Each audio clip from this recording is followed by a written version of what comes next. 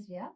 I am first professional BMS student. So this video is for first year BMS student who have no idea how to start studying, how to manage different subjects.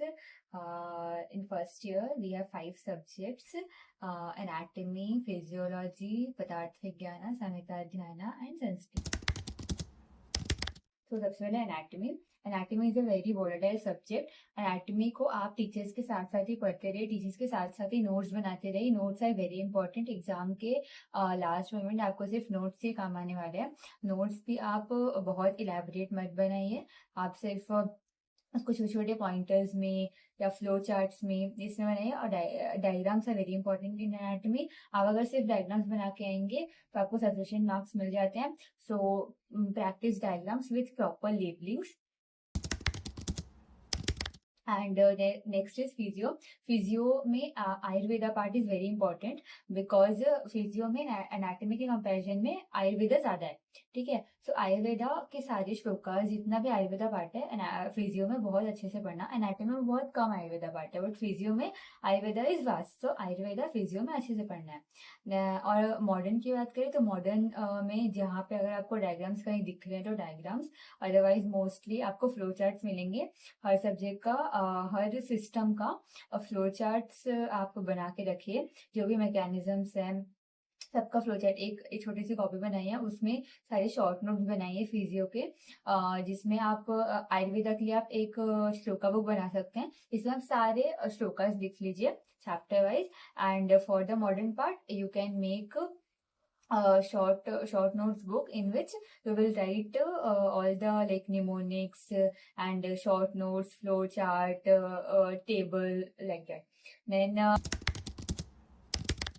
पदार्थ विज्ञान आपको notes काम आ जाएगा।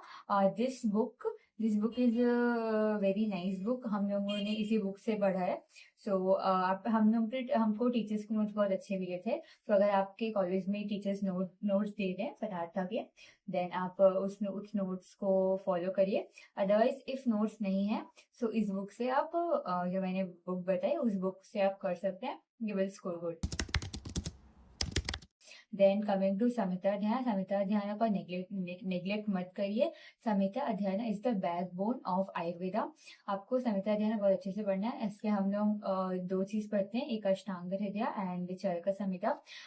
अष्टांगा में chapter wise आप पढ़ते जा रहे हैं। जैसे फर्स्ट चैप्टर आपने पढ़ा, एक छोटी सी नोटबुक लीजिए पतली सी, उसमें आप पूरा चैप्टर का समरी कंसाइज फॉर्म में लिखिए। टीचर्स आपको जो भी बताए थे कि ये इंपॉर्टेंट है, एक जो भी इंपॉर्टेंट श्लोकाज है, एक साथ हर चैप्टर का चैप्टर वाइज आप लिखिए। और छोटी सी बुक में और कुछ भी नहीं रहेगा, सिर्फ उसमें रहेगा आपका इंपॉर्टेंट श्लोकास लिखे रहेंगे और जो थ्योरी है उसको कंसाइज फॉर्म में लिखी रहेगी। सो दैट आप जब एग्जाम के समय पढ़ाई करेंगे तो वो आपके लिए बहुत बेनिफिशियल रहेगी। आपके एग्जाम के टाइम आपके पास इतना टाइम नहीं रहेगा कि आप पूरी अष्टांग हृदय और चरक संहिता खोल के बैठे पूरा पढ़े, नहीं, इतना टाइम नहीं रहेगा।